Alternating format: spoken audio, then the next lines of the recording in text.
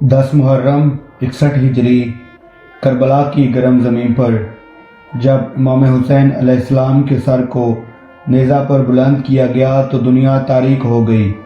آسمان سے خون کی بارش ہونے لگی، سرخ آندیاں چلنے لگیں، زمین و آسمان کے مابین نوحہ اور بقا کی آوازیں بلند ہو گئیں۔ خیام میں نبی زادیاں تڑپ رہی تھیں۔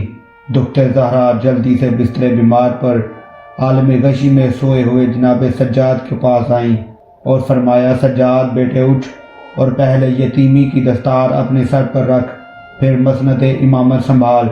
جب سید سجاد اٹھے تو دیکھا کہ نبی زادیاں عالم پریشانی اور خوف و ہراس کے مارے کبھی کسی خیمہ میں جاتی ہیں اور کبھی کسی خیمہ میں۔ ہاتھ تڑپ گئے اور پوچھا، پھوپھی جان کیا ہوا، آپ کیوں پریشان ہیں؟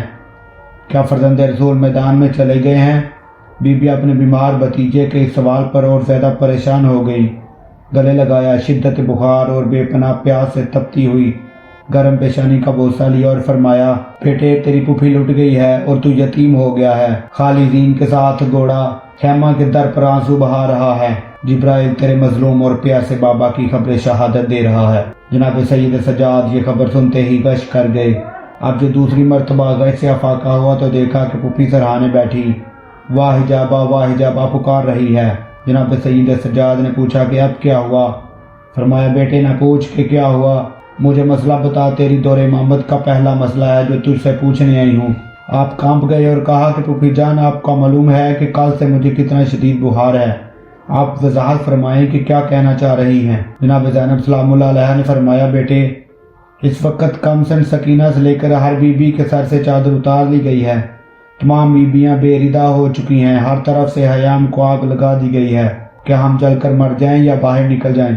بیمار سید سجاد شدت بخار اور انتہائی غم و پیاس کی بدولت منہ سے کچھ نہ بولے، اپنے لرزتے ہوئے ہاتھ اٹھائے اور پھوپھی کے بالوں پر رکھے، بالوں کو پریشان کر کے پھوپھی کے منہ پر ڈالے اور ہاتھ سے اشارہ فرمایا کہ باہر نکل جائیں۔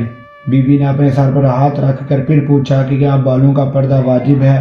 روتے روتے حضرت سید سجاد کی ہچکی بند گئی، دونوں ہاتھوں سے کربلا کی خاک اٹھائی اور پھوپھی کے سر پر ڈال دی اور فرمایا، پھوپھی جان منہ کا پردہ بالوں سے، بالوں کا پردہ خاک کربلا سے بنا لو، اب تیرے بیمار بھتیجے کے پاس اور کیا رکھا ہے؟